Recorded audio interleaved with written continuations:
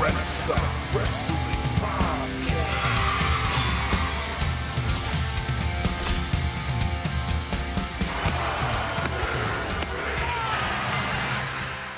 Welcome back to another episode of Ringside Renaissance. We're here with the RRW Weekly Review for WWE. And I'm here with Pretty Deadly Jesse. Yeah! And I'm Andrew Combat Jones. There we go. We got it. Nailed it. Yeah. Right Thanks, on the cruise. Yeah. Thanks, everybody, for joining in. How you doing today, Jesse? What's up, man? I'm doing good. I just want to take a second to shout out everyone supporting us. Make sure to like and subscribe. And shout out to Adam over at Hitting The Turnbuckle Podcast, who had us on yesterday and had a great time. And he's a really good dude. And anybody listening to this that hasn't subscribed to them, go check out what he's doing. He's doing some great things over there. Yeah, check it out. That was awesome. He's cool as hell. Great time. We were on his show, so Yep. he's got to come on our show sometime too then, right? We'll ask him the hard-hitting questions. Yeah.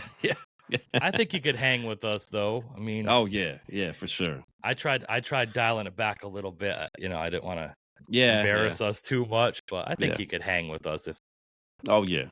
he adapted to our style Yeah. a little bit. I fucks with him. Yeah. That's what's up. I want to give you props and a congratulations. It's a little different from wrestling, of course, that we're talking, but on your Boston Celtics for winning the NBA Finals championship, another trophy, another banner. Yeah, for all the haters out there too, like, what do you got to say now? It was, they're a good team, but can they win the big one? Oh, they're the top team in the NBA. Can they win the big one? What do you got to say now? The most banners of any team in the NBA. Let's go. Yeah. Congratulations, but it's fucking bullshit. I don't know how the Knicks only got one banner hanging up, but I can tell you why. yeah, it is what it is. I should have worn my Celtics hat today. Yeah, for all the people that say that it's rigged, well, New York's a big market to only have one banner in the rafters. Exactly. That's what I'm saying. Yeah. And so we are 2 days from the official start of summer, but it seems like it's spooky season here, and it's October, and Halloween came early because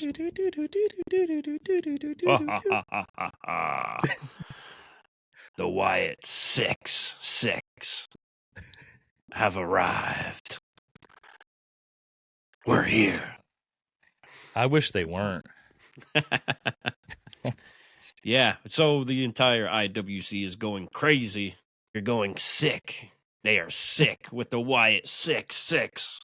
Yeah, what a cult following already. And we don't even know what it's about. But somebody better call an ambulance or call the police because there was a homicides backstage in Gorilla. And I got my own feelings on it. Everybody likes what they like, but this was fucking corny.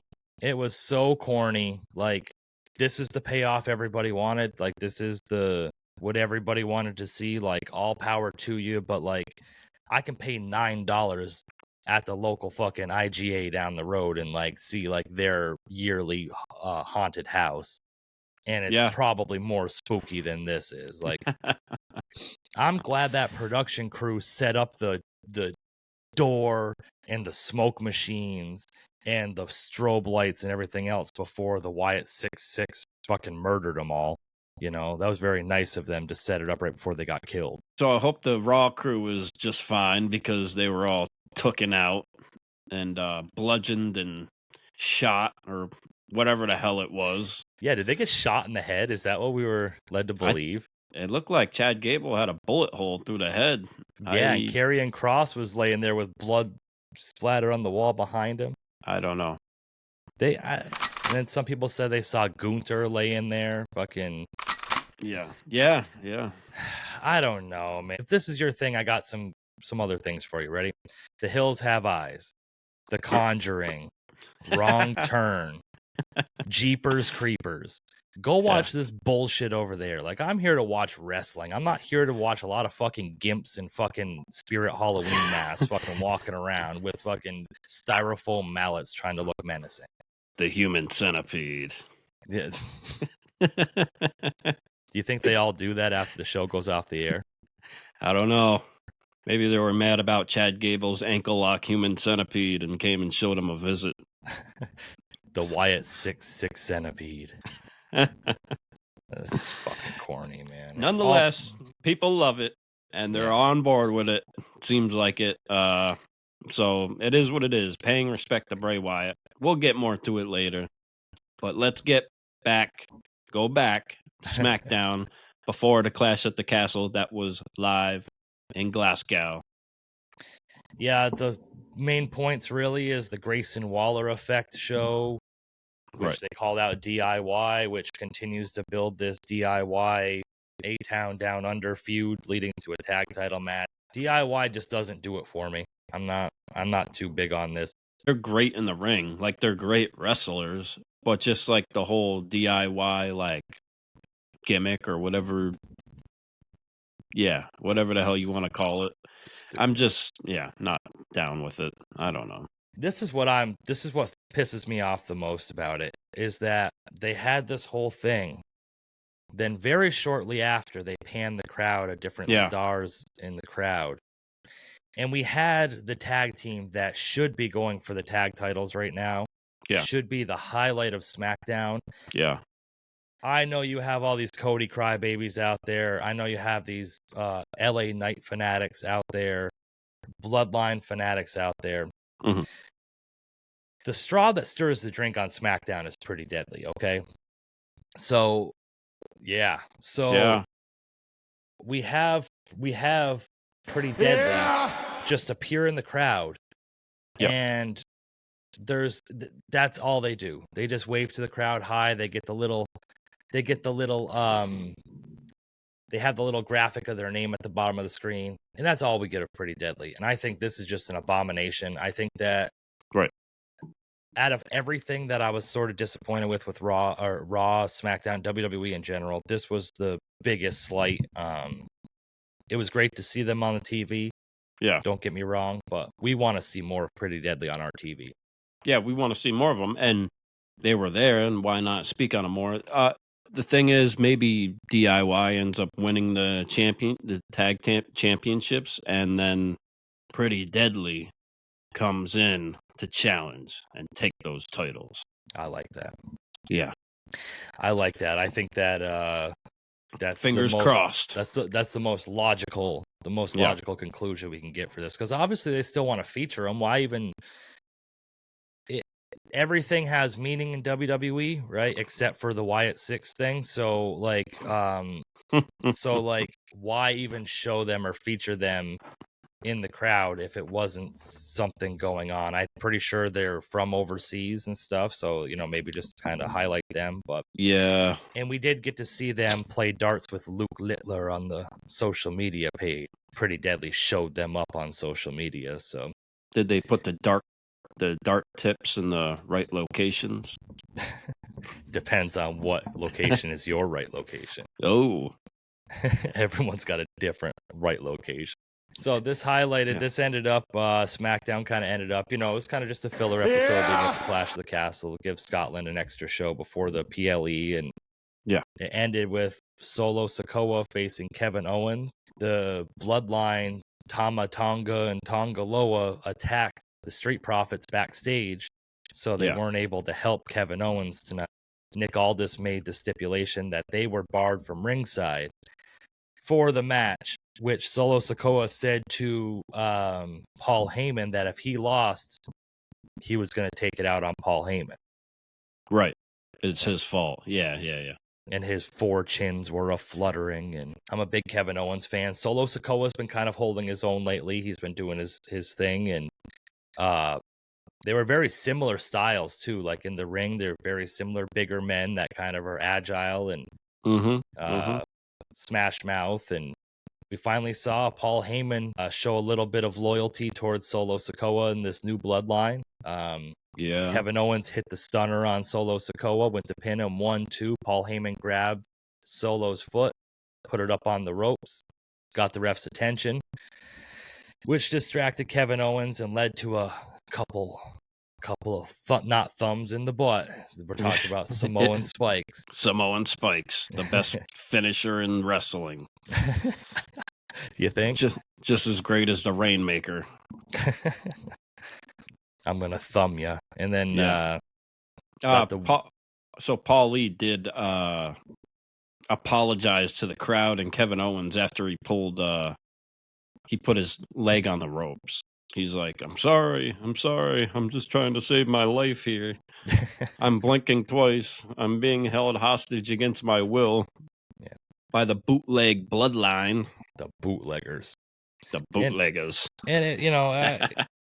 I think you and I are in agreement that they're drawing this out to SummerSlam and the big reveal, the big, comeback, as it were, as we're both thinking is going to be at SummerSlam and stuff. But it's like, boy, oh boy, SummerSlam can't come quick enough because they're kind of running out of ideas with this, I feel like. So one thing that annoyed the fucking shit out of me was you had Cody and AJ Styles in the ring together, cutting this last promo before their match at Clash at the Castle. And AJ's trying to talk, and I respect the crowd for doing it, but they wouldn't let him get a word in. They just kept Cody Rhodes chants the whole time, and like, you just let the guy talk. Let these guys cut their freaking promo, man. Right. It just Yeah. What annoys you more, that or the what chants we get in America every single week? Oh, both. I hate that too. Yeah. 95% of the time it's unwarranted. It's stupid. Right. Yeah. Or the yes thing. The yes thing to me is played out. Yeah. We'll talk about, we'll talk about it later. We'll go ahead and get into it a bit more, but like when Seth Rollins was in the ring this week and like the whole yes, it's like, buddy, that was for fucking Daniel Bryan 9 years ago. Like 10 years ago. Go watch AEW. Come up with a new fucking chant. Like, come on, man. We're that unoriginal that we just have to use the same shit over and over again. Like, I'm not on board with it. Yeah, so, which led up to Clash at the Castle, which happened Saturday at 2 p.m. our time. And, talking to Adam and stuff, it was something I wanted to bring up yesterday, too, which is we were talking about the 2-night PLEs and stuff like that, just to digress for a second and stuff. I didn't realize while talking to him till after I thought about it, that means he had to stay up overnight 2 nights in a row for WrestleMania, because when it's 8 o'clock here, it's 1 o'clock in the morning over there. So when he's got those 2-night PLEs, it's like he's got to stay up, and we complain about it being earlier in the day. Oh, it's 2 in the afternoon. Yeah. Some guys are working on weekends. And like, so, but man, oh man, those 2-night PLEs for people overseas, they got to stay up overnight multiple nights. It's like, oh my goodness. Yep. But it was at 2 p.m. Clash at the Castle. It started out hot, surprised me. Yeah. We had the I Quit match for the Undisputed Championship, AJ Styles versus Cody Rhodes. Yeah. We haven't had an I Quit match in WWE in quite a while. I thought this was pretty good. There was a couple different spots of the match that were stupid to me. Right. But overall, the way they worked it, they didn't overdo it. They didn't bring out the thumbtacks like everybody thought they were going to bring out. They didn't bring out broken glass. They didn't have 50 tables around the ring. They didn't have 20 chairs. There was like one chair. There was one table. It was grounded in reality. It wasn't to the point where they didn't beat something to death, literally and figuratively, that it was like, oh, okay, here, come on. And there was one set of steel steps. Yeah.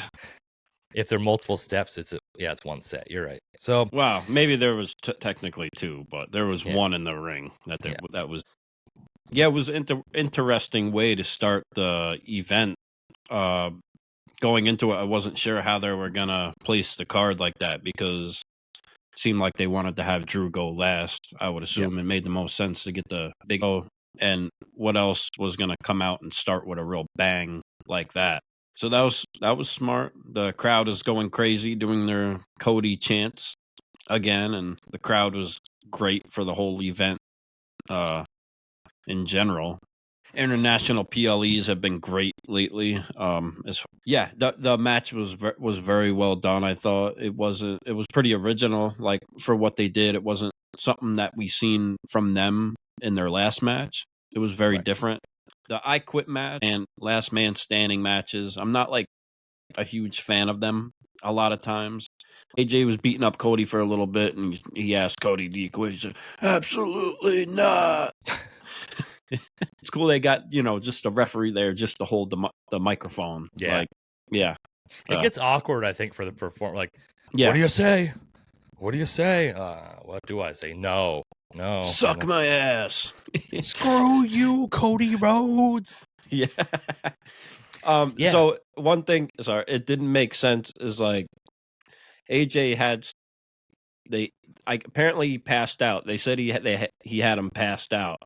And I'm like, this doesn't make sense. Like, if he passed out, he should lose, right? Right. He should have lost. Like, if you have Stone Cold and Bret Hart, and Stone Cold passes out in a submission match, and Bret wins because of it, wouldn't that mean, so what if you kill the guy? Right. Do you still not win that yet because he didn't say I quit? Right. And if there was a legitimate injury later in the match that would have caused the stoppage, it would have fucking ruined that whole thing, But, yeah. And the thing that I didn't like was there was a couple cool little things they did in this match, like the suplex. They went to do a suplex and then reverse the suplex, and they both tumbled over the top rope. We see that sometimes in wrestling, but it was done really well. The brain buster on the commentary table. Yes, commentary table. Yeah. Yep. It was really done. I mean, I don't know how Cody didn't hurt his neck with that one. Yeah. But, they're both really good performers. I think they do things that look high risk, but they're very safe about it. Yeah. And I think they trust each other in the ring. The one thing that really, so AJ Styles went under the ring, got the bag, and everybody thought it was thumbtacks, and he said, "Oh, you think it's one thing, but I got something even better," and it was the handcuffs. And he dropped the handcuffs out, and I've never seen in wrestling before somebody that takes the handcuffs out of a bag or something, and the key's right with it. Like, the key was just laying there, like it fell out of the bag, too. So when Cody Rhodes got the upper hand, the key was just sitting there for him to... Right. I don't know. It was just kind of... didn't really do it for me. And then AJ tried doing the phenomenal forearm with the chain around his arm, and Cody threw the chair in his face, and he fell through the table, and the table split directly in half.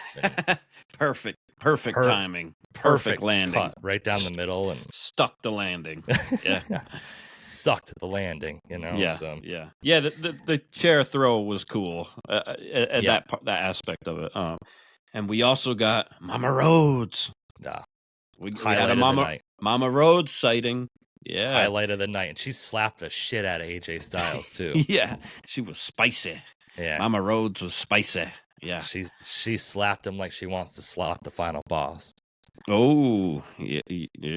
I wonder if she handed anything to AJ. Yeah. The hotel key. It was Mama Rhodes' hotel key the whole time. Or Mama Rhodes' panties. Just saying.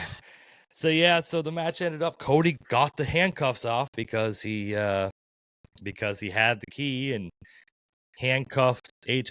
The finish I did not like. So he handcuffed AJ to the ropes, hit him with the chair a bunch of times. Screw you, Cody Rhodes. And Cody went and got the steps and went to hit him with the steps. Okay, stop, I quit. Like you ain't never got hit with steps before. Come on. I mean, it was... You just got the shit beat out of you with a chair. Like, that didn't make you quit, but the steps, Lord forbid. Yeah. And Cody went to that other place, Oh, yeah. He's going to have to start coming out to Randy Orton's theme music because he heard voices in his head. And he didn't know the bell had rang. He had to be snapped back into reality. Yeah. Oh, there goes gravity. But I don't know. Oh, there goes Mama Rhodes, and she's just back again. Hey. Yeah, I didn't like the finish. The whole match leading up to the finish was good. The finish I think they could have came up with something a little bit more clever.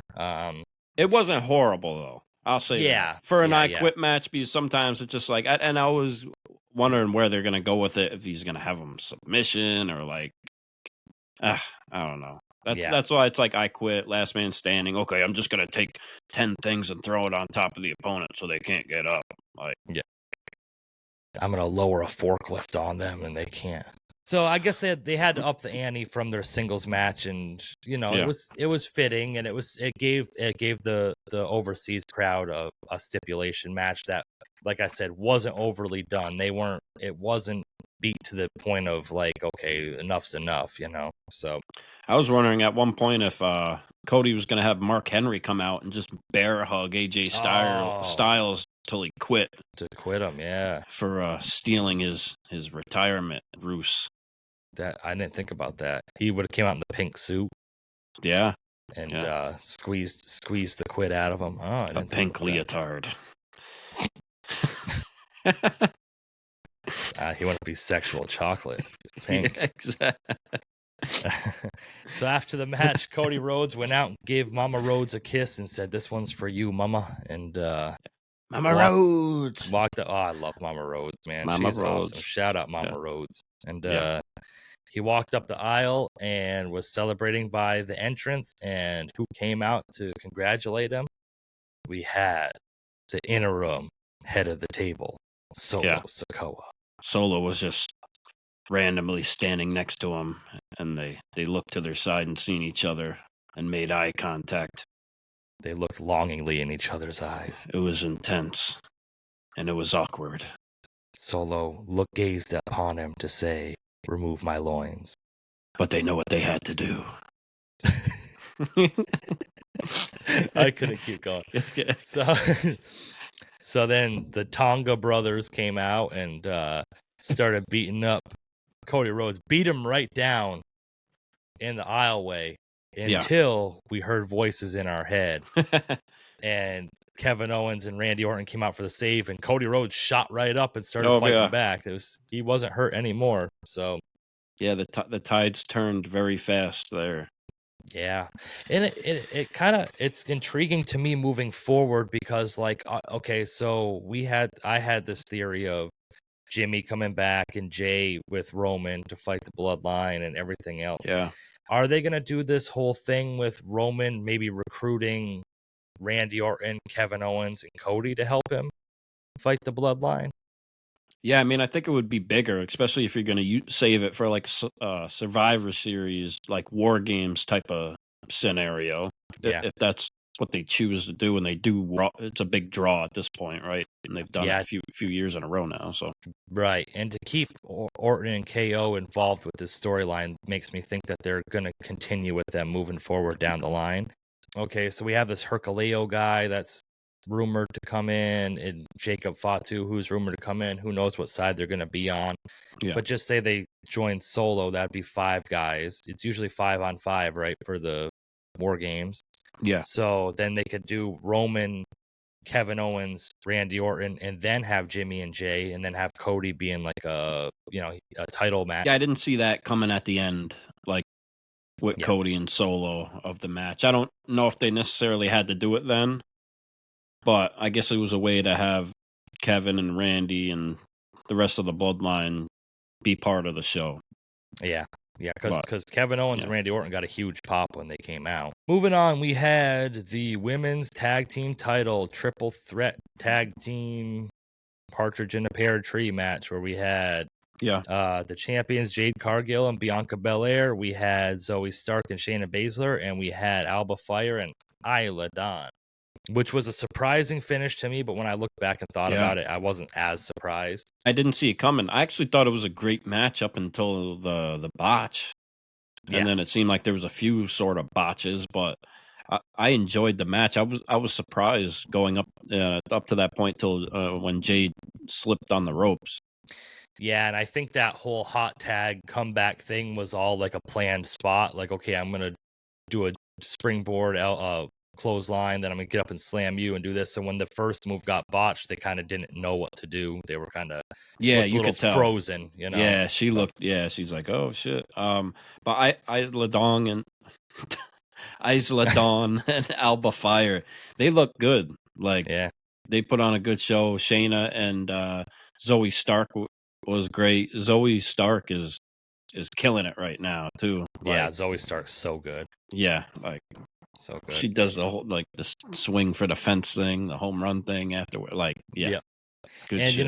Alba Fire and I'm a Dong for for what it's worth. Like, I haven't seen I've seen their matches, but I haven't been too invested in paying attention to their matches and really Right. breaking it down. And Yeah, they did very well, and they held up because I mean Jade and Bianca and Zoe and Shayna are all like these menacing, like big, strong women, and those two are kind of smaller, whatever. But I think they held Yeah. their own and made it believable.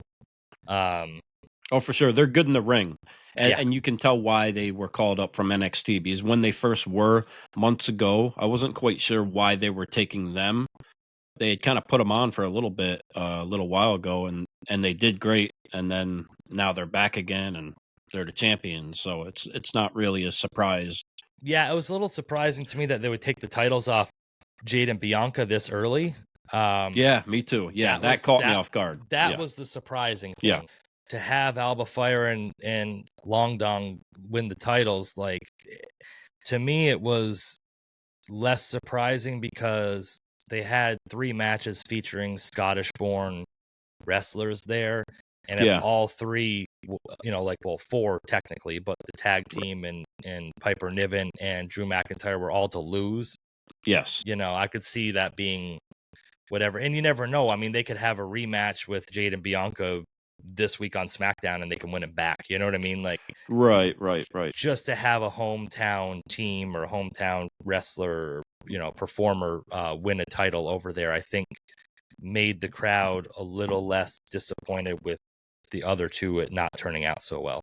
And I think that was the one match of the 3 from those people from there that it was the right choice to pick that match to do it. Yes. Yeah. If you were going to pander somewhat to the audience, that was the correct choice. Then they had the thing where they won the titles, they went out, which Yeah. the finish was really good too. They did the finish. Jade and Bianca did the finish. Which it was a little sloppy. Their finish this time, it was they had good they had like some choreography, a few things going up before she had slipped on the rope that were decent. Like, the match was great up until that point, and then it started to go downhill. But then even the end, like the suplex, like then she suplexes Jade and then that takes her out. It's like she can't take a suplex, but Yeah, sometimes moves are much more powerful. So yeah, they had the celebration at the end of the match where they had family members come out and give them flowers, and they came in, got in the ring, and did a big celebration. A good pop for a home team, and that's why they have these triple threats, because the champions didn't get pinned, they lost the titles. It builds up a rematch moving down the line, and the home crowd, they left happy. At least one of their hometown people won. yeah, it was an emotional moment for her too. For Alba Fire, yeah. Yeah, for losing her mother. Did they ever bring up the whole thing on TV? I think they kind of kept that off TV, right? I didn't hear them bring it up or say anything about it, which I don't know if they brought up like the specifics of it, but I think they said something about her having like a hard week or going through recent things or something like that. I believe so. I think. Yeah, I would have to say that's kind of probably her choice to kind of ask them not to highlight that, you know what I mean? Because a lot of people might have thought that they pulled the trigger on those two winning because of that, and I don't think for any reason whatsoever it was because of that. But right, yeah, I don't necessarily think so. Yeah. You don't want that to outweigh them winning in their home country. So we got new women's tag team champions, Alba Fire and I Like Long Dong and Dawn. that's a good name. Next we had the IC title match. I felt like I was watching Groundhog's Day. It was Sami Zayn against Chad Gable, and it's like this match over again. And don't get me wrong, they perform well. They do really well. They have good chemistry. They have good matches. But how many times are we going to see this over and over again? Hopefully that was the last time. Well, I mean, Chad Gable got murdered. So yeah. The crowd was going wild though. They were singing they were saying Sammy's name very loud. Singing. Yeah, Sammy got one of the biggest pops of the night for his entrance. It was Cody, Drew, and Sammy, I think, were the three big ones. Sammy was going all out for this match. Like, he was doing like a lot more flips than normal and shit. Like, he did that one flip on the ropes where he acted like he was gonna. Yes, yeah. Like he was bringing it back to like El Generico days. Yes, kind of right. I was like, oh shit. Yeah, it was good. And that was one of the longer matches too, I believe. Mm-hmm. I think that one. Well, Cody's went almost 30 minutes, but the Sami Zayn Chad Gable match went 22 minutes, which is decent length, and it told a good story, I thought, too. Yeah, in the ring. Yeah, and it's not, like I said, it's nothing against him. It's just when I've seen it over and over again. Yeah, but then I sat there and praised AJ Styles and Cody Rhodes, and we just saw that a couple months ago. So right. I'm not going to take away, like, Chad Gable's a really good performer. I don't think he's ever going to get superstar status in WWE. And, I just don't think that's going to ever be that much of a thing. But, yeah, it did what it had to do. They did the continue with the will they, won't they with the Alpha Academy. Yeah. And then he gets subjected to this, like, comedy type shit, which to me kind of takes away from the validity of fucking Gunther's title reign, because this is the guy that beat Gunther after all this time. Now he's trying to hug it out with the Alpha Academy and stuff. But the match was good. Like you said, he brought it back to a lot of his flips, his technical. It was nice to see him kind of reach into his bag, so it wasn't the same match over and over again. There was some little different nuances to it, and he can still go when he needs to. Yeah, it was impressive. Yeah, for sure. And Chad Gable was impressive too. Yeah. As soon as he hit the chaos theory and he didn't get the 3 count, I was like, oh, Sammy's got this now. Because I wasn't sure. I thought they were going to pull the trigger with Chad going forward at this point of the match, because they kind of were like, he's never won a championship ever in WWE. Yeah. Yada, yada, yada. Yowie, wowie. I don't know. Yeah. So I was like, oh, maybe they're going to give it to him. But then he hit the chaos theory. No 3 count. No, I was like, no, Sammy got it. Yeah, it seems like the only title that's subjected to being changed hands overseas is the women's tag titles. Like, that's the only title that we see changing hands over there. But yeah, when the tag titles changed hands, I was kind of like, okay, everything's set. Like, I had picked Chad Gable to win this match, but when I saw the tag titles change hands, I was like, they're not going to do multiple titles tonight. I couldn't see that happening. Every match on this card was a title match. Like, yeah, that's big. I mean, that's a big, even though there was only 5 matches, but every match was a title match, and people in the IWC complaining about, oh, there's only 5 matches on this PLE. Oh, I want more. Bro, the fucking Scottish people got 5 matches, and they're all title matches. When's the last time you've seen any show where that's been a case, So yeah, and I had seen somebody, and they're like, yeah, I was like, did you watch Clash at the Castle yet? And they're like, no. They're like, I heard it was horrible. That's what I seen on the internet. I was like, what? Yeah. I was like, this was like my favorite one since WrestleMania. Like, yeah, easily. Like, it honestly, like, it might be a hot take, but I felt like it was maybe better than the majority of night 1 of WrestleMania in some ways. Like, some of the matches, like the card was like, yeah, whatever. I didn't think too highly of night 1 of WrestleMania. So I mean, yeah, exactly. So, and the title matches, like, there was, and I agree, and I think that a couple botches and stuff, but I'm not going to take away from everybody. I fucking trip over my own feet trying to fucking walk into the kitchen, so I'm not going to get mad at somebody for slipping on the ropes, which led into our next match, the women's title. It was Bayley against Piper Niven. Piper Niven, another hometown hero. Yeah. And she impressed me. Oh my God. A lot in this match. If okay, and I'm not going to try to compare people too much, but I'm going to compare, Piper Niven to me is twice the in-ring performer that Nia Jax is. Oh, I absolutely agree 100,000%. Yeah. Yeah. She put on a show for this, and Bayley as well. Bayley looked really good as well, but yeah, Piper Niven overly far exceeded my expectations of what I thought she was going to do in this match. Yeah, I thought the match was a banger too. Yeah. For the most point. You had a little bit of comedic relief too with Chelsea Green. Yeah. Yeah, which was that's the point of it, I guess. Yeah, right? yeah, exactly. Yeah. They made each other look great. Piper was fantastic. The crowd loved it too. Crowd definitely wanted her to win. They were like booing Bayley for the most part, I believe, right? Yeah, they cheered her when she came out to the ring, and then after that, it was, once the bell rang, she was public enemy number 1, that's for sure. Yeah, it was back to business. Bayley, I think, is very underrated.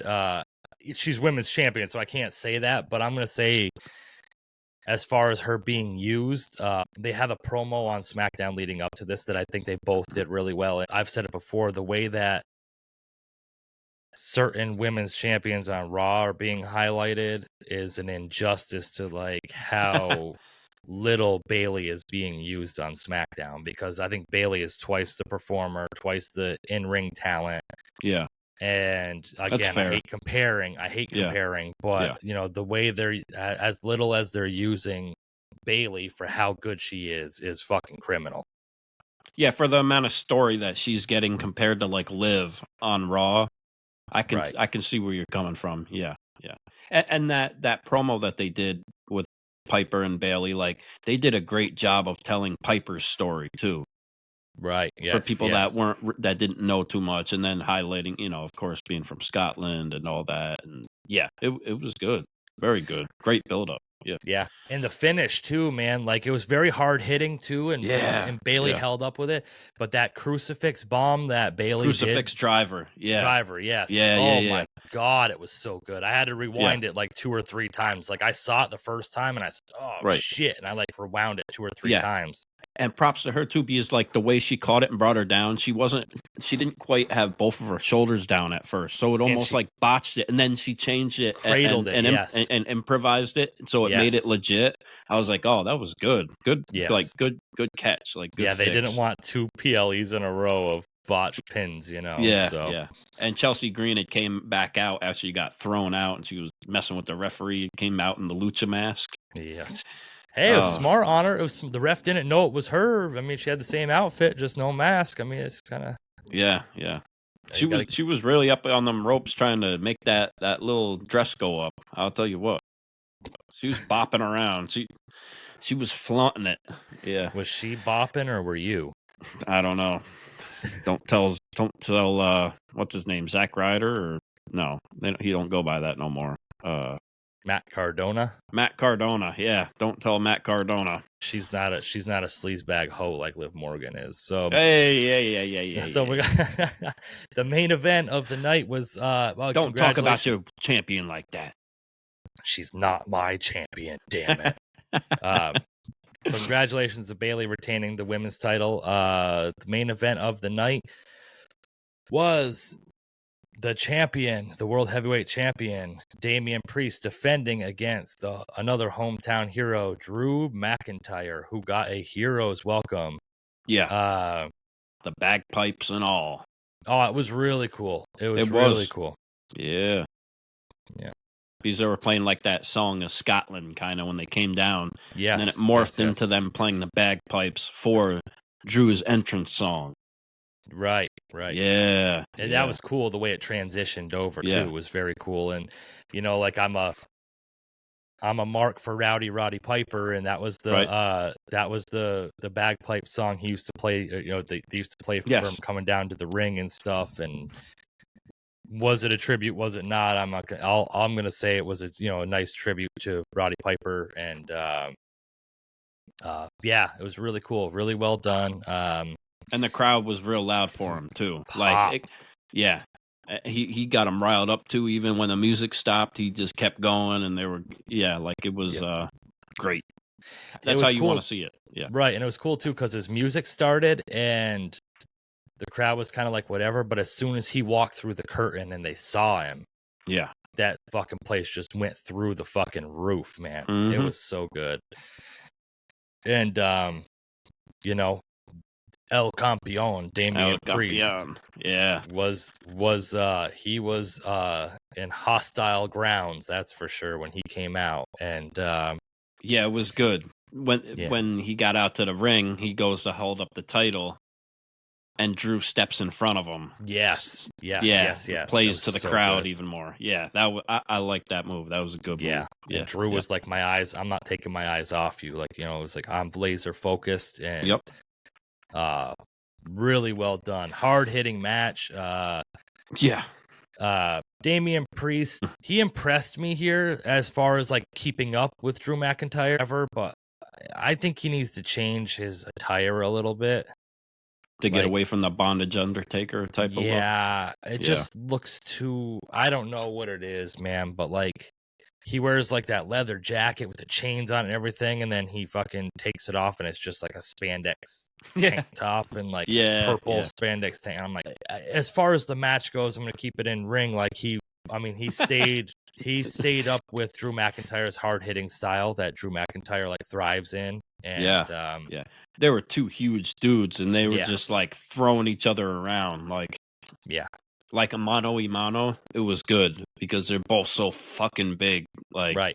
It looked like a true world heavyweight match, Yeah, like the world heavyweight title usually has like a Seth Rollins or an AJ Styles where they're bigger guys, but they're not like heavyweights, Right. And this was two heavyweights that could go, And props to Damian Priest for staying up with Drew McIntyre. I mean, Drew McIntyre got most of the match. Not only Mommy likes to be on top, Drew McIntyre likes to be too, because he was holding his own. He was playing the crowd up very well. And I don't know if that one spot with his leg in the ropes was a botch or not. They were saying it was kind of a botch, but if that was a botch, when he went to almost like he went to springboard and flip over the ropes, but his leg got stuck and he flipped over. Yeah. But if that was a botch, it was played off a lot better than the one earlier in the night because Drew just went with it. And they, he started hitting him when he was there, when he figured out he really wasn't hurt enough where he couldn't continue or something, or where they had to really change the end or something like that. Yeah. Right. I think it was a real botch. I think they just played it off well.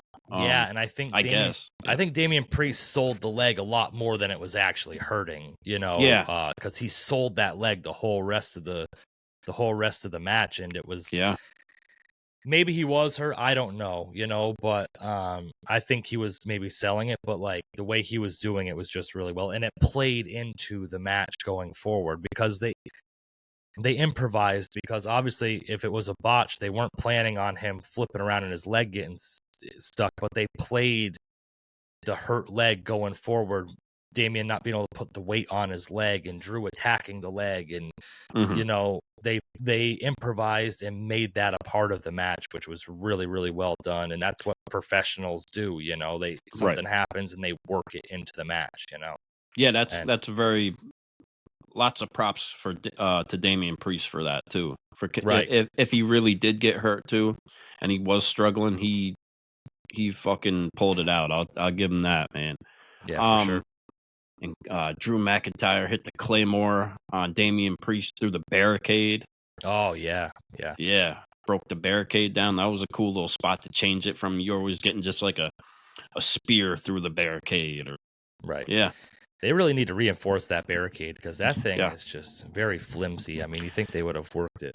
No, they know the weak spot. It always breaks in the same part.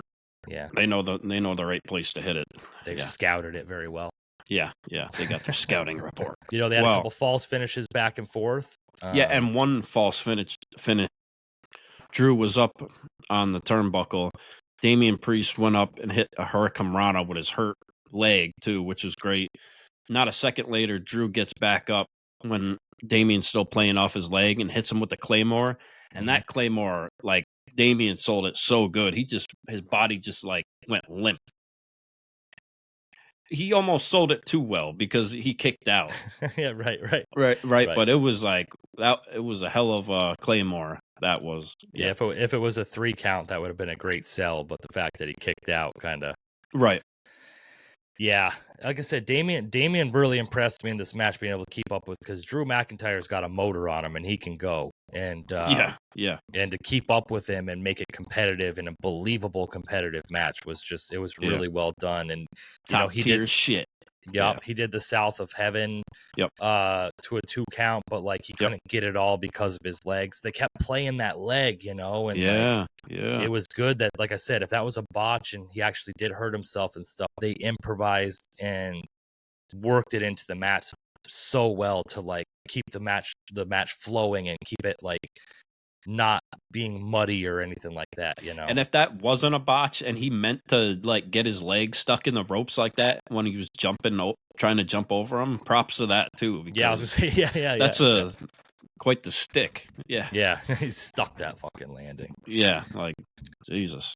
But and T's and P's to the referee because once the referee went down, I was like, oh shit, here we go. Here we go. And he not only had to bump once, he had to bump twice, and he fell down and just happened to roll outside the ring and stand up on the outside of the ropes that I've never seen a referee do, and to get knocked off the ropes. And he took that bump pretty good against the barricade and stuff. He really made sure that was sold well. Yeah. And then that ended up Drew gets another Claymore. Yes. Gets the Claymore. He set off the Claymore and he fucking set the Claymore. The Claymore. But I love you. I always have. But they gets the pin. Here comes a referee, and like I've said already, one of the best. We all knew what was happening. We all knew what was going to happen. But the reveal was so well done. Yeah, I agree. Yeah. They just showed a crowd shot of the referee running down the aisle, but you just saw a quick blur of the referee run down the aisle. Then they had a camera behind him as he slid in the ring, counted the 1, 2. And that's it. And then the camera revealed to see Drew McIntyre's arch enemy, CM Punk. CM Punk. Wow. Yeah. So well done. So when the ref slid in and I seen the Nikes on or the Jordans, the red and black ones, I was like, oh shit. Mm-hmm. And I saw the slick back hair and I was like, oh shit, that's Punk. That's the best in the world. Yeah. The sleeves, the arm, like the sleeves, so to hide his tattoos. It was so good. I loved it. I love the finish. Like people Creative. were talking smack online, like they didn't like it, but I thought it was very well done. It was a good way to do it. Yeah, very very creative. It wasn't the same old run of the mill. Referee gets knocked down, somebody comes in, does a finisher, whatever. Yep. And just to hold the two there like that. And I didn't think about it. I saw it on the internet after. It's the same peace sign Drew when he did the picture in front of Punk's grave for the T-shirt. Yes. I guess that was kind of had something to do with it too. And it was all.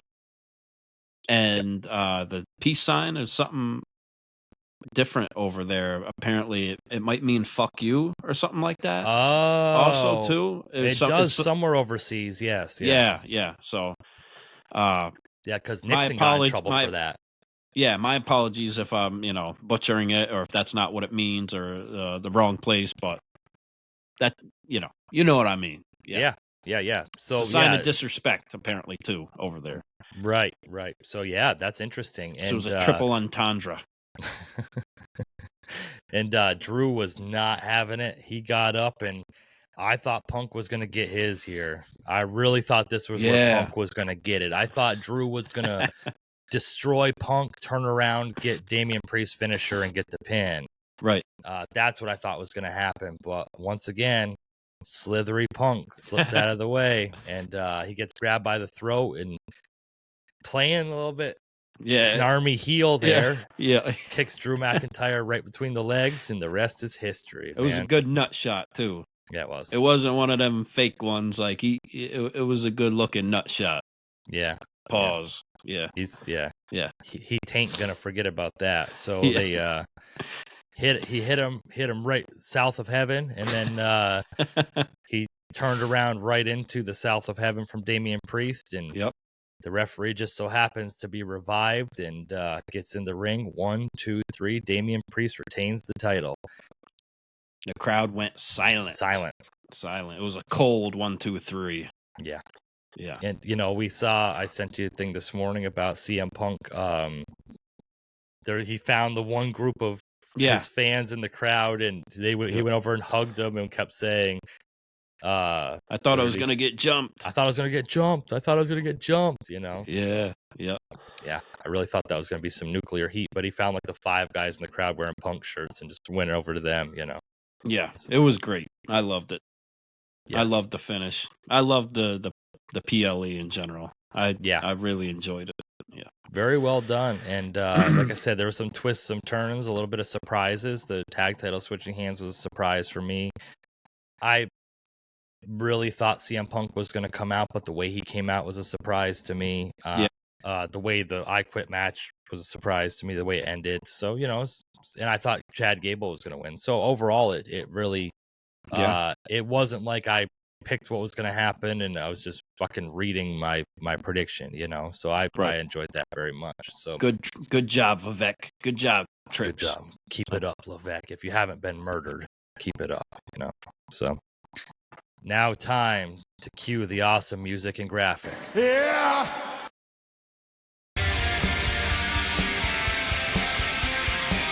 So now we're on to Raw, and Raw started out Monday Night Raw. It was in Corpus Christi, Texas. The only reason Out of all I know places. that was a great place for a reveal.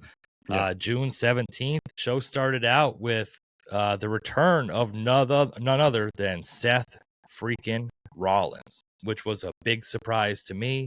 Yeah. I thought he was going to be out for a while. They really haven't brought up or talked about him much since WrestleMania. So it was real cool. He looked dapper. The crowd sang along with his music. They haven't forgotten about him. They're still behind him. He came out to declare that he was going to put himself in the Money in the Bank ladder match. But that wasn't Damian Priest's plans, was it? No. And I was surprised, obviously, to see him show up at all. I didn't expect that. But then when he walked down the aisle, it looked like he was walking kind of slow, like he was still hurt, too. But then for him to declare he's coming for the Money in the Bank and that he's pretty much cue Damian Priest. All rise. For the bondage Undertaker. Yes. And this show kicked off hot, man. He barely had time to put his mascara on before he had to come out, you know. So. Yeah. He's got a lot going on backstage too. He's got to keep track of, man. Yeah, so Damian Priest, he's wearing a lot of hats backstage and holding on to a lot of hotel room keys too, low key. So yeah, that clubhouse ain't easy. It's like the Little Rascals. No, because the other He-Man woman haters. That's you nailed it with that. Oh my god! Wow, Dom's innocent, man. Free Dom. Oh, come on. He's an idiot. Dom, he's an idiot. He's an idiot, but he's innocent. He's an innocent idiot. He needs to step up. I can't wait for his fucking wife to show up one day and just slap the shit out of Liv Morgan. Fuck this Rhea Ripley storyline. Just have his wife show up on TV and just slap the shit out of her one day. It would make my whole day. So anyway, they talk back and forth. Damian Priest and Seth Rollins talk back and forth, and Damian Priest basically tells him, don't declare for Money in the Bank. Face me one-on-one at Money in the Bank. I want you to be my next challenger. Which is admirable if you look at it like that way. Yeah. But to me, he doesn't want Seth Rollins to have that Money in the Bank and be able to cash in at any time. He's trying to call the shots of when Seth Rollins faces him. That's smart. So, and he can kind of control the situation with the Judgment Day too, even if he acts like that's not going to happen. Yeah. Right. Yeah. Because if Seth freaking Rollins had the Money in the Bank, then it could come from anywhere, anytime. Right. Sounds like my high school days. But, so now that he asked Seth Rollins to fight him at Money in the Bank, he knows when he's going to have Seth Rollins. And if he's in the World Heavyweight title match, he's not going to be in the Money in the Bank match. So, a little bit of strategy here by Damian Priest. Yeah. Good for Seth Rollins being back, though. Good for him. I didn't see that coming. I thought he had months and months more to go. I didn't think we're going to see him till like fucking Royal Rumble or something. You think there's any chance that he beats Damian Priest at Money in the Bank? Absolutely not. Yeah, same.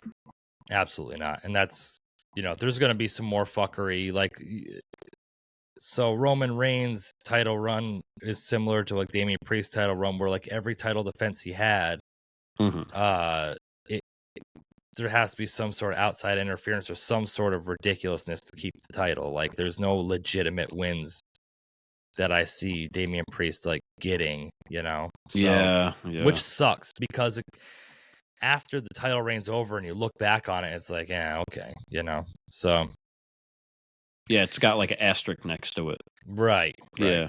So that's the life of a heel, baby. Yeah. I True. take it as it is. So Yeah. next we had Chad Gable backstage with Adam Pearce, and he said he wanted another shot at the IC title, and Adam Pearce said, similar to what Nick Aldis said to AJ Styles, you have to work your way back up the ladder. Yeah, fuck off. Suck off, bitch. Yeah. Yeah. Kick rocks, motherfucker. Yeah, So, get the fuck out of here, bitch. Earn your you spot. need to go back to being Shorty G. Earn your keep, bitch. Yeah.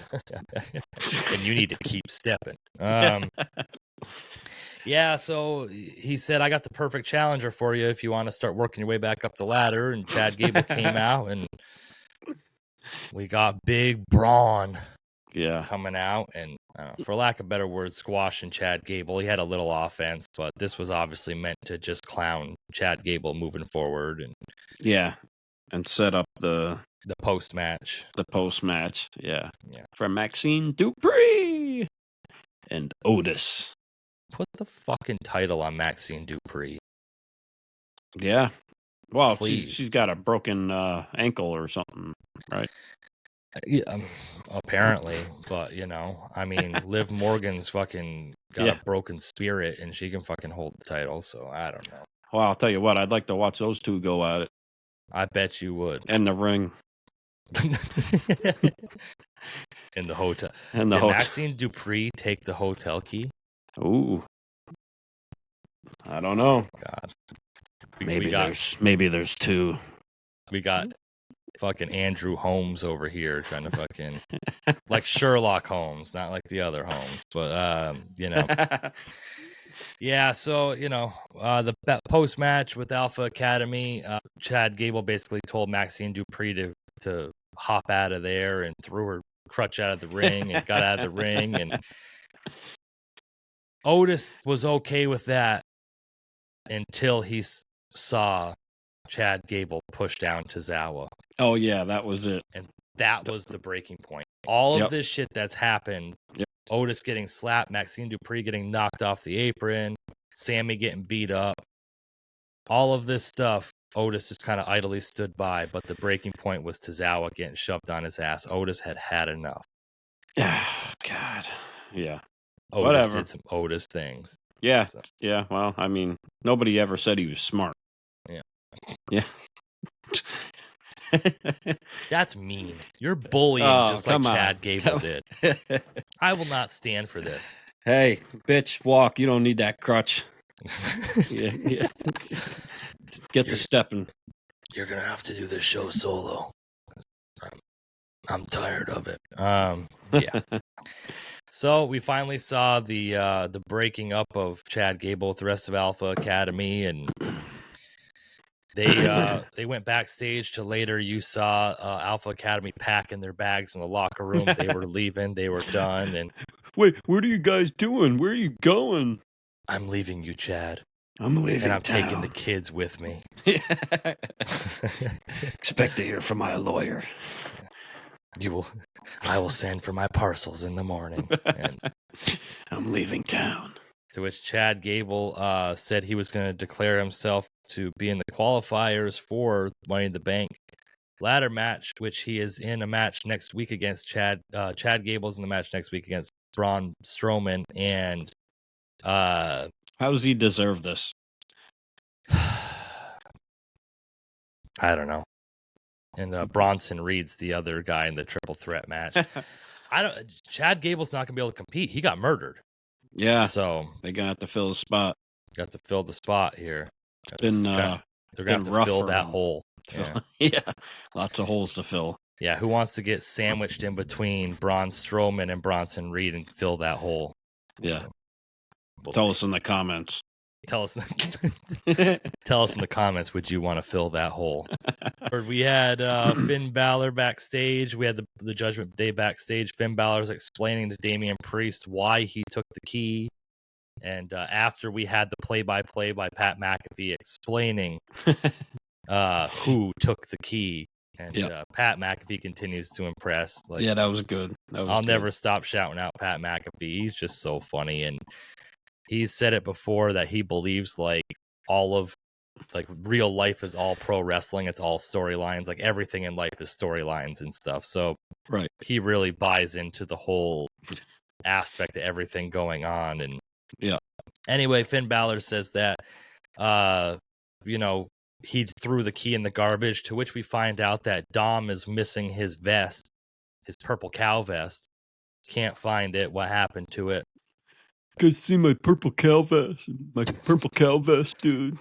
Like, random.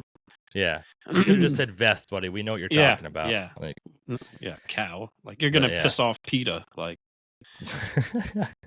that's a real cow hide. Very, very fitting that Liv Morgan was the one wearing that vest later, because who would have thought?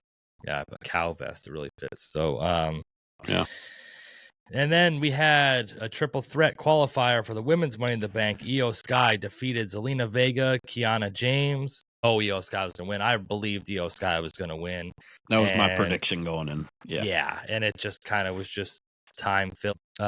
Liv Morgan came out and got involved with this because the whole thing was Zelina Vega last week. Okay, that's why. It just really didn't make sense. And because Zelina Vega's the one that hit into Liv that knocked Dom. Anything that's going on with Liv Morgan, I don't fucking care about. It's stupid. It's so fucking dumb. It's so phony. Oh, Lord. My God, Jesus, man. All rise. Acknowledge your WWE Raw Women's Champion. Her makeup is laid on thicker than Dom's dong. It's just, I just can't do it. I just can't. What a hater. What a hater. I do hate her. It's like ridiculous. It's fucking ridiculous, dude. It's everything she does. All I got to say about that is that. Yeah. That hotel room key is expired, bro. Still good. She's in a different hotel now. Well. Down in Corpus Christi. This is a different hotel key than last time. Oh, shit. I updated it. Yeah. Are you in her hotel room right now? Shh. We're here. So, yeah. Io Sky wins, qualifies for Money in the Bank. Next, we had Sami Zayn come out. Sami Zayn was finally saying that this shit with Chad Gable is over. My favorite part of the night, to finally declare that the shit with Chad Gable's over with.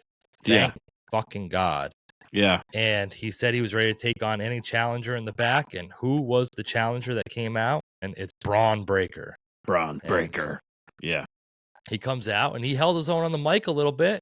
He's not a man of many words since he came to WWE, and he came out and basically told Sammy, "I'm Braun and I'm gonna break you." It was very troubling for my IC champ. I'm very concerned and worried for him, but we're not gonna get that match right away because we had someone else that came out and thought they were in line next for the IC title. So out of all people, Sheamus comes out to the ring. He sure did. It was pretty random in a way, right? I didn't really expect it, but it was kind of like to the save of Sammy too. Yeah. From Braun. Because it seems like they're about to feed Sammy to Braun. We'll say I was very excited when I seen it was about to be Sheamus versus Braun Breaker. Yeah, I was like, "Oh shit! Yes. This just got better." Like I didn't see this coming. Like we haven't. I don't think we've seen them in the ring together yet like this, and it's two big guys. Like so, banger after banger after burger after burger after burger. Yeah. With all due respect to Ricochet and Ilya Dragunov, like if you're building Braun Breaker up to be this menacing monster, they shouldn't have stood a chance in the ring with Braun Breaker. But to put him against Sheamus, if those earlier matches would have been squashes, this match, this competitive back and forth with Sheamus would have almost put Sheamus over a little bit more. Like, oh my God, he's keeping up with Braun Breaker. But the fact that Ricochet and Ilya Dragunov both kept up with Braun Breaker, it's kind of just like, okay. this is another match. I said I was excited when I heard it just to watch the match because I knew it was gonna deliver. That there was no chance this match wasn't gonna deliver. So, Right. Yeah. So we have later on in the night we're gonna have Sheamus versus Braun Breaker for a number one contender for the IC title. Next, moving on down the line, we had Carlito against Dragon Lee. Yeah. Carlito gets the win after some. So at this time, Drew McIntyre came out to the ring, and We thought we were gonna get a huge promo. Thought it was gonna be Fiery. nuclear. Yeah. I thought things were about to go nuclear. Yep. And he comes out to the ring, kilt and all, and looked very dapper and gets on the microphone and kind of stutters a little bit and just says the two words that AJ Styles muttered on Saturday at Clash of the Castle. I quit. And he just walks out. Yeah. That's it. Goes to the commercial, comes back. Adam Pearce and Triple H are trying to talk to him backstage, and the Scottish psychopath wants nothing to do with it, brother. And he fucking... Yeah, everybody's against me. He's done. Yeah, everybody wants to screw me over. Everybody's against me. And I guess he deactivated all his social media accounts, the social medias, yeah. Yeah, thoughts and prayers to Drew McIntyre, and, and it's a shame he just signed that extension on his contract, and... Where will he show up next?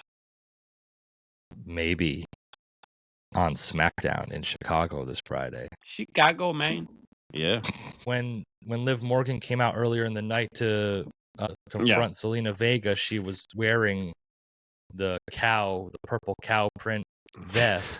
Purple cows. Maybe that's why she had her come out, just so they could have her be the one wearing it.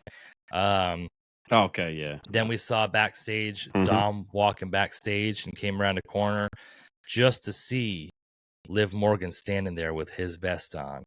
Oh, who else do you want to see around a corner? It don't get no better than that.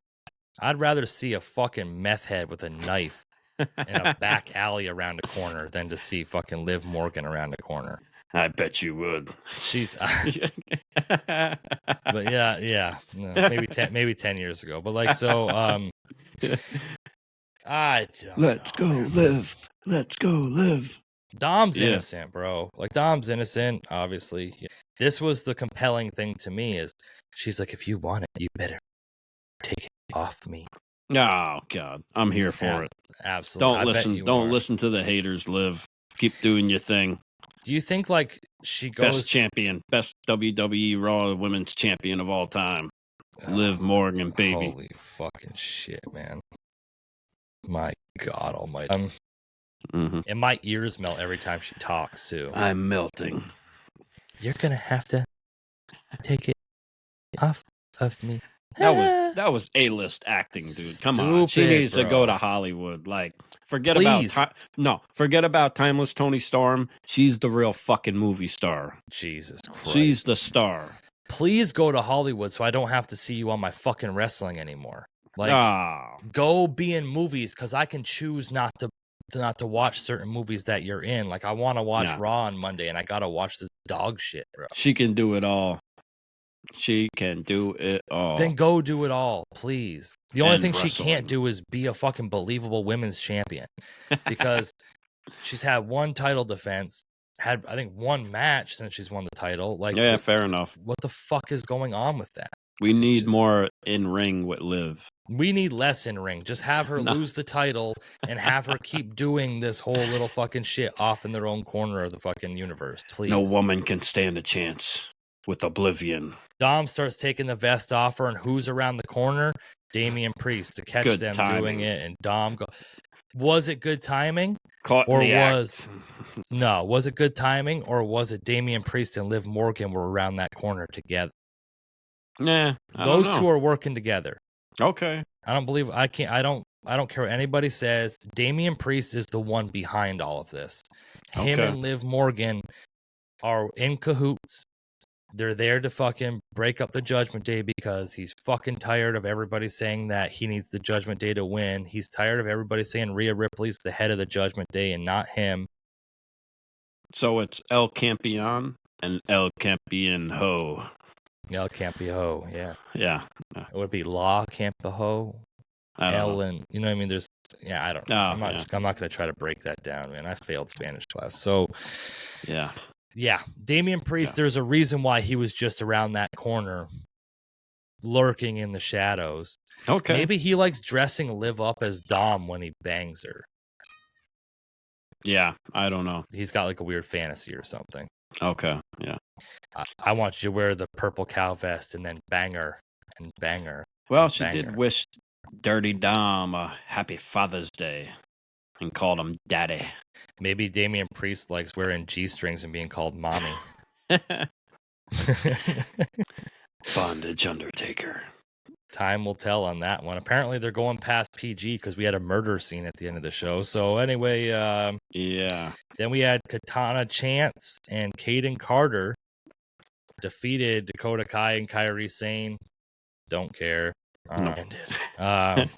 Purple cows. Purple. Someone can milk that cow. Man, Dom's got a milking fantasy. That's why he likes wearing the cow vest. Then we had Sami Zayn coming out to the ring because they're setting up Sheamus against Braun Breaker, and it was a banger. It was a hard-hitting match. They kept up with each other. Like I said, if those other matches with Braun Breaker would have been more of squashes, this would have been right. It would have felt like it meant more to me, you know. And yeah, I would have liked to see him get over more on Sheamus too. Yeah. But, you know, it is what it is. He's got to keep some credibility, too, I suppose. Yeah, and Sheamus is chasing that elusive IC title that he's never held in his career. But, yeah, it was a good match. It was, you know, Sami Zayn was at the commentary table. He wasn't on commentary, but he was at the commentary table. And the match went back and forth. A lot of hard hit throwback moves from Sheamus as well here. Braun Breaker held his own. Just kept looking menacing. There was a botch where he tried to jump up on the top rope and do the top rope Hurricane Rana, and he slipped and fell. Yep. But again, to their credit, just like we said about at Clash of the Castle, Sheamus got down and they just kept working the match. They didn't like stop and just be like, oh shit, should he jump up again? Should he do, you know? Right. They just continued to work and they improvised around it. True mark of not even a professional, because they're all professionals, but like veteran. Right. That's veteran experience, you know, to be able to work through a botch like that, you know. And a lot of people gave Jade a lot of shit for hers during Clash of the Castle, but yeah, they're blaming AEW for it. You see that too? Some people it's like, come on, like, shut the fuck up. Shut up. Yeah. Shut up, man. And all these people that fucking sit there and bash somebody online, if they saw the person they bashed online in person, they'd be the ultimate fanboy for them and shit. And it's like, dude, just shut the fuck up. You're hiding behind your keyboard and your screen. Yeah. Pretty deadly. Jesse doesn't want to run into Liv Morgan in public. I do not. There's no part of me anywhere Mercedes Moné either. Yeah. No. Oh, you guys got beef. I'll stay out of it. You know, I put Mercedes in her place, and she felt the thunder and the lightning from Pretty Deadly Jesse. So. At least she walks, runs, and does other stuff. I called her out. I called her out on Twitter for not wrestling and for only talking. And within 2 weeks, dancing. She had a match. No, just dancing. Dancing. Right. Yeah. And I said, because we don't ever see you wrestle in the ring. And within 2 weeks, we had a match with her. So you're welcome, everybody that wanted to see Mercedes Moné in the ring. And what she said back to you, her rebuttal was, I don't just dance. I also walk, talk, and run, and whatever the hell. Yeah, she didn't say she wrestles, does that. Though. Her Stupid, you know, dude. Stripper dance shit. Yeah. Even more so than she did in WWE. But on to the next thing. We call those in my hood, we call her a long back. But she's for the streets. She wouldn't last in the streets. So which was a great match, which led up to we thought we were gonna get to a finish with the Brogue Kick. Yeah. And we were sadly mistaken because we had an interference by ladies and gentlemen, Ludwig Kaiser. He's the man. I like him more every time I see him. Yeah, he just keeps getting better. Yeah. And, which was very interesting. He attacked Sheamus, which allowed Sheamus to win the match because it was a disqualification against Braun Breaker. So was Sheamus the number one contender for the IC title now, which led to a post-match beat down. Braun Breaker was all pissed off about it. Kaiser started beating up Sheamus outside the ring, set up his knee against the steps for that drop kick he does, and ran around like he was going to do it, but before he got the drop kick in, he got met by Braun Breaker and the spear. Yeah, I was surprised he went after him too. Yeah, he was pissed. That was cool though. The match. Yeah, I like that. I liked it. Yep. He fucking took him out. And then Sammy afterwards, that was heated. I like that. Yes. Sammy got mad. Yeah. Yes. Yeah. The fire in Sammy was really good. Sammy's very underrated as a performer. Not just like in his visuals, like his facial expressions, all of this different stuff. It just seems like every little thing Sammy does when the camera's on him makes sense and means something. Yeah. He's always got like these little nuances he does and these little things he does that just always mean something, you know? Yeah. He understands it. So we'll have to see. Right. Exactly. Gets the psychology of it that we'd like to talk about, you know? Yeah. So that's setting up him versus do a triple threat at Money in the Bank, I guess, with Sheamus. Triple H really loves triple threats, that's for sure. So yeah. And then on to the main event of the night, a Money in the Bank qualifier triple threat match. Again, we had Finn Balor against Rey Mysterio against Jey Uso. Jey Uso had a really cool entrance again here, and going through the crowd and stuff's really interesting. And I know the whole IWC was intently waiting. The Fireflies were out. The Fireflies were there. The Fireflies were eating. Yeah. And when's it coming? That's up to you to decide. When are we here? When are we here? When are we here? I really think, he said he was the Yeater of worlds. So we had this match, was pretty solid. A lot of cool, like little triple threat spots they did here. I think they played into the whole 619 thing a little bit. Yeah. More fuckery and interference by the Judgment Day. Of course, it's a Judgment Day member in a match. I didn't think Jey Uso was going to win this. So neither. I was surprised. I thought there was going to be something that happened. We had a senton, sit down senton thing from Rey Mysterio to Dom on the outside. Yeah. Finn Balor continues to impress. He's really good in the ring. And Pat McAfee said that Finn has a 10-pack and it's a 12-pack, Pat. Like, can we please just get this right? Give my man some fucking credit. That's a full-on 12-pack, baby. Yeah, he hasn't ate a carb in 10 years. Oh, my God. Those washboard abs. Yeah. Jesus Christ. Baby. You could play a fucking solo on those things. So the finish was really cool, too. We had Rey Mysterio get knocked down, attacked from the Judgment Day. Finn Balor knocked him down, got the coup de grace on him. Yep. Rolled him over to pin him. 1, 2. We get an Uso splash on Finn Balor off the top rope. 1, 2, 3. Jey Uso has qualified for the Money in the Bank. Yeah. And from the 1, 2, 3 all the way until the lights started going down. When is this? Yeah, they had dramatic piped in sounds too. Yeah. Yowie, not wowie. Yeah. And Jey Uso was celebrating with the Yeater flies and the Yeaters of worlds. And we had 6 minutes left on the air, and the lights go down. We've been they're calling themselves now the Wyatt Sick. Yes. And the lights went out, and we got the doorway that Bray Wyatt used when he returned last. And the piano, the beginning of Bray Wyatt's last theme song. Yeah. Just the beginning. Just dun, dun, dun, dun, dun, dun. And then it was a trip to Halloween horror. It's so Fright Fest. Fright Fest.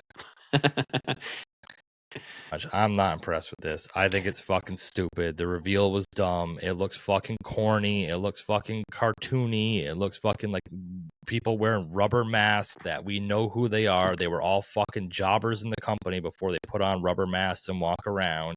And now all of a sudden they're supposed to be scary and spooky and menacing and killing everybody. I think it's fucking stupid. They put Spirit of Halloween back in business.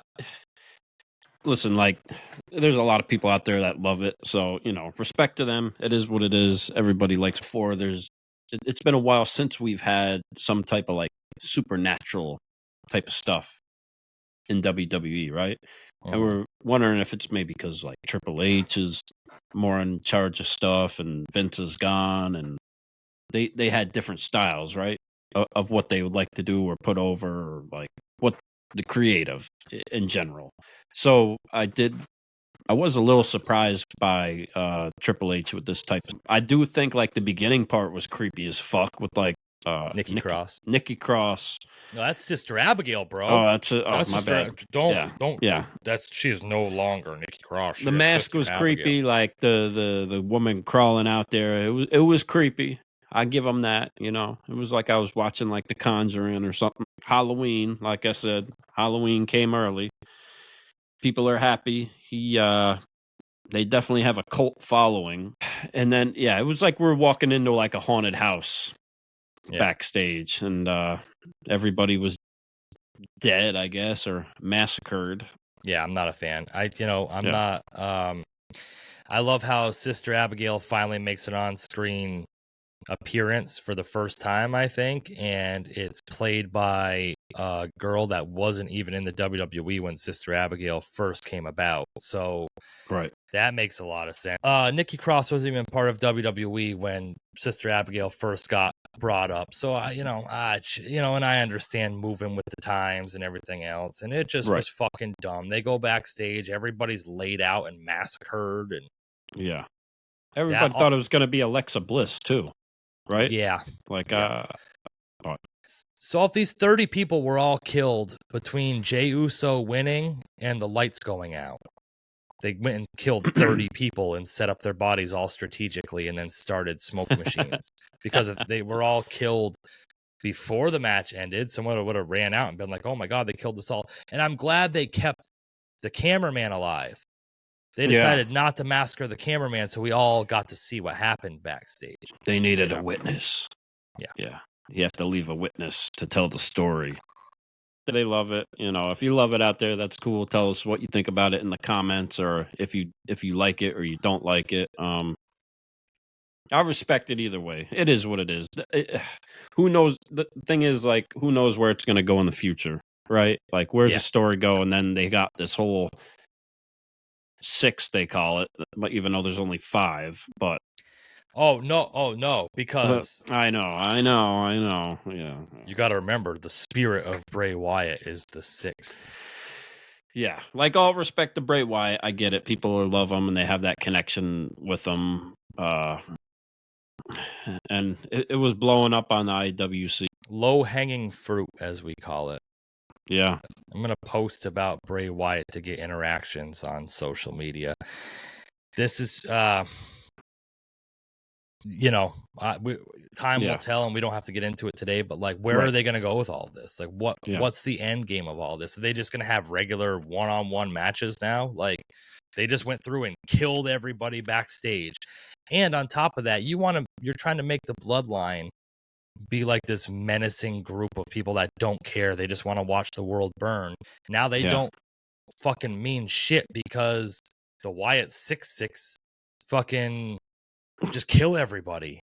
I'm not a fucking fan. We gonna get them in War Games versus the Bloodline? I fucking sure hope not. It's gonna be a massacre. But okay, remember when you were a kid? They should have saved this for like Halloween or October time, man. Right, and been like a one-off. Yeah. Yeah. Halloween Havoc on NXT. Keep it over there. Remember when you were a kid and you used to wrestle? Not you. All of us in general. Oh, my lights are flickering. Uncle Howdy's coming for me. Oh, my God. Remember when you were a kid and You used to wrestle stuffed animals. And like, if you No. didn't have Yes. Yeah, of course. Yeah. animal, like different fucking Yeah. stuff, whatever. That's Right. what I feel like the fucking Wyatt 6 is. It's gonna look like a Mhm. bunch of people. Are they gonna wear the masks while they wrestle? Yeah, that's what I don't understand. They're gonna have all these people actually wrestle. Like, where does this fit into a story and what they're doing, or is it just to pay respect? It doesn't. Who are they gonna attack? What are they gonna They do? want to sell merchandise, is what it is. That's what this is. It's just a fucking ploy to put them on TV just enough so people want to buy. Okay, they massacred half the production team, and within an hour and a half, they had their new Wyatt 6 T-shirt available on WWE Shop. They hacked it. Yeah. Jesus fucking Christ. Yeah. I'm over it. Let us know what you think in the comments. Yeah, let us know what you think of me in the comments for saying the Wyatt 6 fucking sucks. It's cool to pay respect to Bray Wyatt. I get it, and people love that, but let's have it botched and do him dirty by doing all this. I'll give some respect to Triple H because he's been doing great lately with the unpredictable shit and the stories. So hopefully he proves us wrong. Right? Yeah. Oh, I hope, man. Hope for the best, expect the worst, I guess. Yeah. I don't know.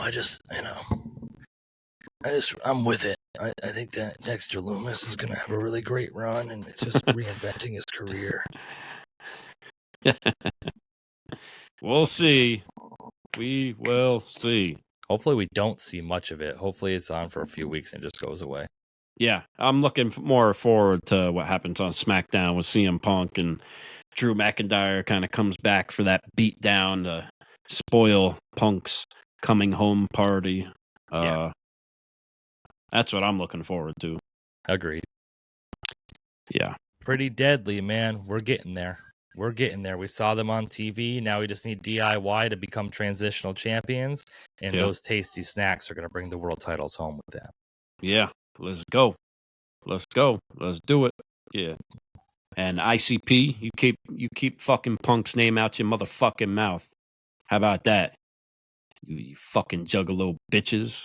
Yeah. I ain't want no beef, man. Let's go. Bar for bar, motherfuckers. You came for Eminem. You seen what happened. Come from me. It ain't gonna be no different, bitch. Let's go. Uh-oh. Yeah. I ain't got bars. I'm sorry. I can't back you up. I ain't got no bars, bro. It's all good. Shout out Shaggy Two Dope, though. Shout out Shaggy Two Dope. Yeah. Shout out you. The other guy, whatever the fuck his name is.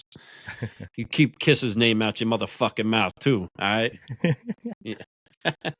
Happens, man. Shout out to everybody in the IWC and outside the IWC riding along with us. We all appreciate you all. Yeah. Stay tuned for everything. You've been listening to the RRW Weekly Review for WWE. And that's pretty deadly Jesse. Yeah. And I'm Andrew Combat Jones. Yeah. And you've been listening to the Ringside Renaissance Wrestling Podcast. Peace.